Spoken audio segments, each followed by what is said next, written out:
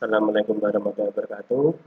Selamat pagi, selamat bertemu kembali dengan saya Bapak Arum di mata pelajaran kimia. Untuk kali ini saya akan menjelaskan mengenai kimia dalam kehidupan. Tapi sebelum saya masuk materi, alangkah baiknya saya sedikit perkenalkan mengenai zat-zat kimia yang sering kita ketemui di kehidupan sehari-hari. Ada beberapa zat kimia sebagai contoh. Yang pertama untuk bahan pembersih. Bahan pembersih itu ada sabun cuci maupun sabun mandi, ada pasta gigi, ada juga bahan pemutih, bahan pewangi, dan juga bahan pembasmi serangga. Contoh lain mengenai reaksi kimia itu juga sudah sering kita temui di sekitar kita, diantaranya ada untuk petasan atau kembang api, terus ada proses perkaratan logam, contohnya besi, ada juga pembakaran, reaksi pembakaran. Terus intinya bisa kita simpulkan bahwa kimia yaitu suatu ilmu yang mempelajari tentang komposisi, struktur, sifat, perubahan, dinamika, dan energetika zat. Jadi prinsip kimia itu suatu ilmu yang membahas mengenai isi dari suatu materi. Berikutnya lagi mengenai peran kimia dalam kehidupan bisa kita temukan banyak. Di antaranya dalam bidang kesehatan ada berbagai macam obat yang merupakan produk kimia, ada juga untuk tes-tes darah maupun tes yang lain juga menggunakan bahan-bahan kimia. Di bidang lain pertanian juga banyak ada produk pupuk untuk menyuburkan tumbuhan atau untuk membasmi serangga, itu juga bahan kimia. Terus dalam bidang teknik bangunan ada banyak produk yang kita gunakan di bangunan, ada cat, ada bahan-bahan besi untuk rangka bangunan, ada semen dan lain-lain. Terus di bidang hukum itu biasanya digunakan untuk mendeteksi sidik jari atau mendeteksi DNA. Darah itu juga pakai bahan-bahan kimia. Terus yang terakhir ini sesuai dengan jurusan kalian yaitu di TKR, di bidang mesin kimia banyak digunakan untuk terutama kalau di permesinan tuh untuk blok-blok mesin itu kita gunakan berbagai macam logam, itu juga pengolahan menggunakan teknik-teknik kimia. Terus juga bahan bakarnya mulai dari bensin, pertamax dan sebagainya itu juga produk dari kimia. Terus tapi hati-hati, ada beberapa bahan kimia tertentu yang memang cukup berbahaya. Nah, makanya untuk khusus barang kimia tertentu yang berbahaya perlu selalu ada simbol tertentu yang menyatakan bahaya. Ada beberapa simbol tertentu. Contohnya ini yang pertama ada ini gambar ledakan, artinya dia mudah meledak. Terus yang di bawah ini ada simbol api, artinya dia mudah terbakar. Contohnya untuk aseton atau untuk bahan bakar itu mudah terbakar. Terusnya ada gambar O. O ada apinya itu berarti mudah teroksidasi. Ini ada gambar tulang tengkorak itu artinya beracun.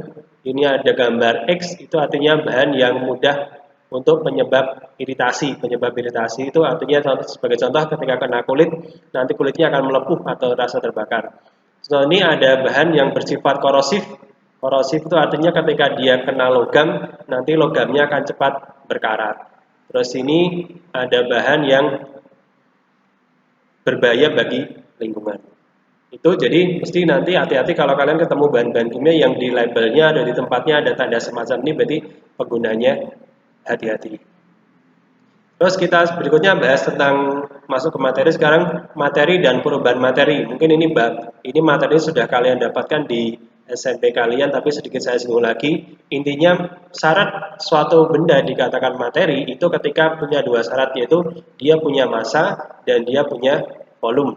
Ya, ada punya massa dan punya volume. Sebagai contoh, meja, buku maupun air itu berarti benda-benda yang punya massa, punya volume. Sebagai contoh, meja ketika kita ukur ada massanya, ketika kita hitung volumenya dia juga punya.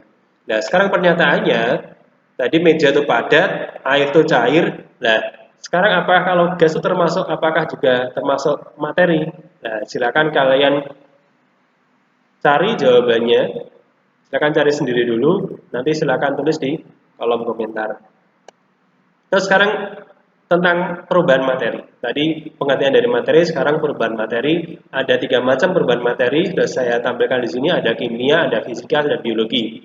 Sekarang yang penting kalian pahami poin-poin pentingnya aja. Intinya ketika perubahan kimia, dia umumnya bisa balik. Umumnya bisa balik.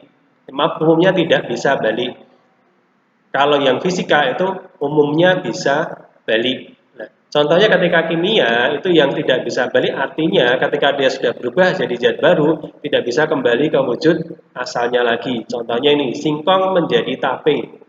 Jadi ketika sudah berubah tape nggak bisa dirubah menjadi singkong lagi.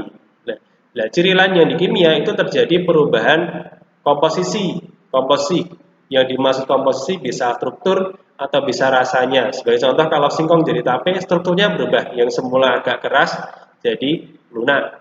Yang semula tawar rasanya jadi tape itu agak manis gitu ya, semacam itu. Terus contoh lagi yang kimia, besi berkarat, jadi kan tidak bisa balik lagi. Setelah berkarat sudah tidak bisa balik lagi seperti semula. Nah, ketika perubahan fisika, dia umumnya bisa balik. Sebagai contoh, es mencair. Ketika es mencair, semula padat menjadi air. Tapi ketika kita dinginkan, cairannya itu bisa berubah jadi es kembali. Terus batu menjadi patung. Jadi intinya isinya masih sama-sama batu, artinya itu perubahan fisika tanpa ada perubahan komposisi gitu. Terus kalau perubahan biologi bisa kita analisis dari namanya biologi, itu artinya makhluk hidup. Artinya perubahan biologi perubahan yang disebabkan karena adanya aktivitas makhluk hidup.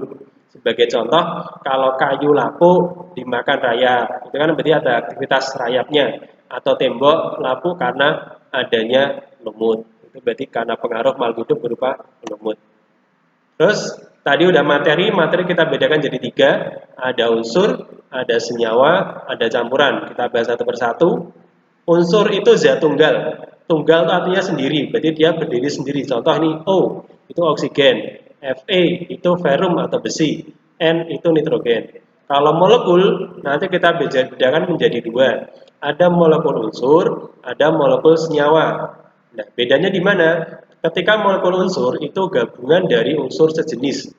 Ketika molekul senyawa gabungan dari unsur tidak sejenis. Kalau kalian perhatikan contohnya saja biar lebih jelas. Molekul unsur, contohnya O2, artinya ini ada 2 buah unsur O itu bergabung. Atau N2, itu berarti unsurnya cuma 1, sejenis.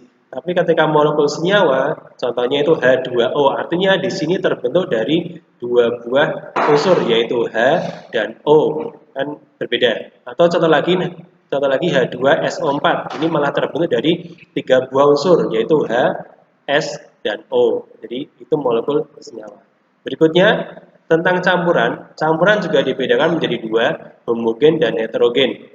Homogen itu ketika penyusunnya zatnya sejenis, heterogen ketika tidak sejenis. Jadi dikatakan sejenis tidak sejenis itu ketika setelah dicampurkan. Jadi ketika setelah dicampurkan jadi satu dan tidak bisa dibedakan lagi itu sehomogen. Tapi ketika setelah dicampurkan kok memisah itu berarti heterogen. Sebagai contoh udara atau air sirup. Nah, contoh air sirup, ketika air ditambahkan dengan sirup nyampur jadi satu sudah tidak bisa kita bedakan mana air mana sirupnya. Tapi beda dengan campuran air dan minyak. Ketika kita campur air dan minyak kita aduk sekencang apapun selama apapun kalian aduk nanti akan memisah lagi. Nah, cirinya yang heterogen gitu. Jadi akan ada muncul pemisah. Jadi tidak gabung. Terus tadi ada unsur, ada senyawa, ada campuran. Nah, tentang unsur sama senyawa dulu. Unsur itu bagaimana caranya bisa berubah menjadi senyawa. Caranya yaitu dengan melalui reaksi kimia. Nah, sekarang akan saya jelaskan mengenai reaksi dalam kimia. Ada beberapa contoh ini tadi di awal sudah saya jelaskan. Ada beberapa gambar reaksi kimia, salah satunya tentang besi berkarat atau logam berkarat. Nah, ini sudah saya berikan contoh reaksi kimia. Kalau ketika reaksi kimia nanti akan dituliskan berupa namanya persamaan kimia. Persamaan kimia itu menunjukkan perubahan zat menjadi zat lain. Nah, arah perubahannya biasanya ditunjukkan dengan arah tanda panah. Artinya ini dari kiri berubah menjadi kanan. Sebagai contoh ini ada besi berkarat, yaitu besi bereaksi dengan gas oksigen. Besi dilambangkan dengan Fe, oksigen dilambangkan dengan O2. Nah, karatnya besi itu nanti dilambangkan dengan Fe2, 3. Terus ketika dalam persamaan reaksi kimia nanti ada beberapa hal yang perlu kalian pahami. Yang pertama, yang semua yang berada di sebelah kirinya tanda panah. Jadi pemisahnya tanda panah. Yang sebelah kiri itu kita sebut dengan pereaksi. Terus yang di sebelah kanan kita sebutnya dengan produk reaksi. Ya. Terus kiri yaitu reaksi, kanan produk. Nah, ketika ada angka di depan rumus senyawa, angka yang 2 ini atau angka 2 di sini depan, itu kita sebut dengan koefisien reaksi. Terus kalau yang bawah-bawah di sini ada aki, di sini ada L, itu kita sebutnya dengan fase atau wujud. Aki itu larutan, L itu liquid, berarti cairan. Terus mengenai unsur lagi, unsur itu dilambangkan dengan lambang-lambang tertentu, jadi biar gampang itu kita berikan berupa singkatan, tapi singkatan itu sudah kita sepakati secara internasional, dia ada beberapa. Yang penting nanti yang penting tentang unsur yaitu kalian harus paham lambangnya dan juga harus paham ini ada 2 angka yang paling penting, yaitu nomor atom sama nomor massa. Nomor atom itu yang berada di bawah, nomor massa itu yang berada di atas. Nah, hubungannya kalau kalian masih ingat di materi SMP dulu, atom itu punya 3 partikel utama, yaitu elektron, neutron, dan proton. Proton, elektron, dan neutron. Hubungan bisa kita hubungkan dengan lambang atom berikut. Jadi Z atau nomor atom itu sama dengan jumlah proton dan elektron. Tapi yang A, massa atom itu sama dengan jumlah proton ditambah jumlah neutron. Jadi ketika kita pengen ngitung neutronnya saja, tinggal kita ambil selisih antara A sama Z atau atas sama bawah. Contoh, saya berikan beberapa contoh. Contoh ini P itu simbol atom fosfor. Itu nomor atomnya yang bawah 15, terus nomor massanya 31. Jadi jumlah proton dan elektronnya itu sama dengan angka yang di bawah atau nomor atom, yaitu 15. Terus kita ngitung neutronnya, itu selisihnya jadi 31 sama 15. 31 dikurangi 15 ketemunya 16 neutron. Jadi dalam atom fosfor protonnya ada 15, elektronnya 15, neutronnya ada 16, semacam itu. Terus nah, ini di sini sudah tampilkan SPU atau susunan berkala unsur. Kalian pasti sudah mungkin beberapa sudah punya ini selembar kertas ini yang isinya tabel mengenai unsur-unsur. Nah, kalau kalian lihat di situ, yang ini sudah saya potongkan, ada saya berikan contoh 2 buah unsur, itu sedikit berbeda sama lambang yang tadi saya sampaikan. Kenapa? Kalau di sini angkanya ada banyak muncul di sini, padahal tadi saya cuma sampaikan 2 saja, yaitu nomor atom dan nomor massa. Nah ini, terus mana nomor atom, mana nomor massanya? Nah ini, nomor atom yang berada di sebelah kiri atas, ini nomor atom. Nah, nomor massa yang berada di sebelah kanan atas, sebelah kanan. Pojok kanan atas, sebelah kanan itu nomor massa. Nah, cara membedakannya, nomor atom bias selalu bilangan bulat. Jadi pasti urut 1, 2, 3 selalu bulat. Tapi ketika nomor massa itu selalu desimal. Jadi belakangnya ada desimal. Nah, tapi nanti yang kita gunakan cukup pembulatannya saja. Sebagai contoh kalau 26,9815 cukup nanti kita bulatkan jadi 27. Nah, ini 27. Ini Al itu berarti aluminium. Terus satu lagi yang kedua ini ada Fe. Fe itu besi. Nah, kenapa besi kita singkatannya bukan Be? Nah, karena untuk lambang atom itu yang kita pakai singkatan itu dari nama aslinya atau nama latinnya.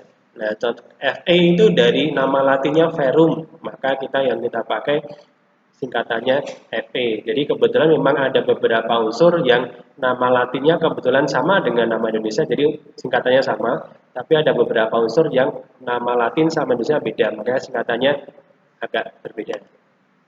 Terus sekarang mengenai model atom. Model atom itu ada 4 yang nanti harus kalian pahami. Yang pertama Dalton. Kalau model Dalton tuh atom tuh gampangnya seperti bola pejal. Bola pejal itu bola yang padat, artinya dia tidak berongga di dalam. Sebagai contoh, seperti bola tolak peluru itu berarti dia padat. Kalau bola pingpong atau bola voli atau bola basket itu dia berongga, artinya dia tidak pecah. Terus ketika Thomson, atom tuh masih sama, dia bola pejal tapi dia bermuatan positif.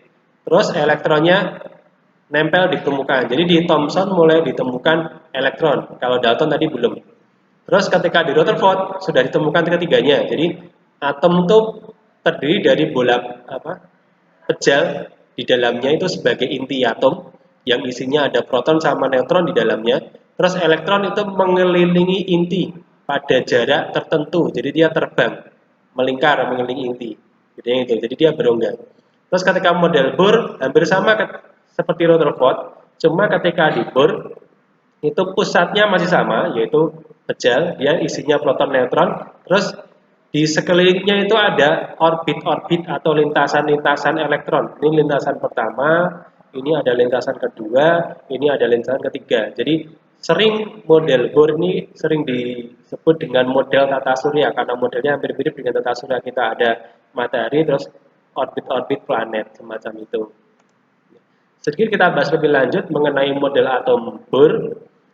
Di model atom Bohr itu tadi sudah saya jelaskan, di kulitnya itu merupakan letak dari elektronnya itu, tapi ternyata elektron yang boleh menempati itu terbatas, yaitu dengan aturan jumlah maksimumnya elektron tiap kulit itu 2n kuadrat. N itu dengan sesuai nomor kulit. Kalau kulit 1 berarti N-nya 1. Sebagai contoh ini kita hitung bareng-bareng. Untuk elektron di kulit 1, berarti N-nya cukup kita ganti 1. 1 kuadrat berarti 1 dikali 2 berarti 2 ketemunya. Terus untuk kulit 2, N-nya tinggal kita ganti 2. Berarti 2 kuadrat 4 kali 2 8 dan seterusnya. Ini nanti bisa kalian coba hitung sendiri gitu ya. Terus untuk konfigurasinya, karena tadi elektron itu ternyata tidak sembarangan, artinya punya batas-batas tertentu, makanya perlu adanya konfigurasi atau tata cara meletakkan elektron dalam kulit atom dengan aturan utama jumlah elektron maksimal jumlah maksimal elektron kulit terakhir itu sama dengan 8. Artinya 8 masih diizinkan, kurang dari 8 boleh, tapi lebih dari 8 tidak boleh. Sebagai contoh ini Li dengan nomor atom 3 berarti punya 3 elektron. Berarti nanti 3 elektronnya kita masukkan. Kalau kita masukkan kulit pertama semua nggak mungkin. Kenapa? Karena kulit pertama batasnya cuma 2. Jadi sisanya kita masukkan di kulit kedua. Berarti konfigurasinya 2 sama 1. Kalau elektron F ini elektron 9. Berarti kita jabarkan jadi 2 sama 7. Terus kalau Mg 12 berarti 2. Nah, ketika kita ambil 2, sebenarnya masih sisanya 10. Tapi kan dengan aturan tadi terakhirnya maksimal 8, berarti kan 10 nggak boleh, berarti yang 10 kita jabarkan jadi 8 sama 2. Ingat ya, cara jabarkannya pakai angka-angka di sini, tidak boleh 10 tidak boleh, 5 sama 5 nggak boleh, jadi harus ada pakai angka yang ada di sini. Jadi kalau 10, 8 sama 2, misalkan 12 berarti nanti 8 sama 4, semacam itu. Terus, ini yang sudah saya tambahkan tadi, sedikit kecil, ini saya perbesar, susunan berkala unsur atau SPU atau kadang disebut SPU lah macam-macam. Intinya isinya unsur-unsur lah. Yang perlu kalian pahami di sini ada beberapa cara bacanya. Yang penting beda mana yang logam, mana yang non logam. Terutama kalian di jurusan TKR nanti kalian akan ketemu dengan berbagai macam logam. Jadi harus bisa dipahami dulu. Perhatikan warnanya. Kalau kalian amati ini warnanya berbeda-beda. Ada yang biru, ada yang warnanya pink atau merah muda, ada yang orange, terus ada yang kuning. Nah, yang warnanya biru itu semuanya adalah logam. Makanya saya contohkan ini Na. Na itu yang ini, warna biru. Ini berarti dia logam. Terus contoh lain nih, Mg. Mg juga biru, berarti dia logam. Nah, yang non logam itu yang warnanya pink atau merah muda. Jadi hanya sebagian kecil ini aja non logam. Ada N atau nitrogen, ada oksigen, ada fluor dan seterusnya. Itu berarti non logam. Nah, terus warna orange sama kuning itu artinya apa? Kalau kuning itu unsur yang buatan, jadi buatan manusia, tidak secara alami ada di alam. Tapi kalau yang orange itu berarti unsur logam yang wujudnya cair. Jadi tidak semua logam itu keras, padat, tidak. Ternyata ada beberapa logam yang memang wujudnya cair. Kira-kira sampai di sini dulu penjelasan saya mengenai kimia untuk sebagai bab pertama.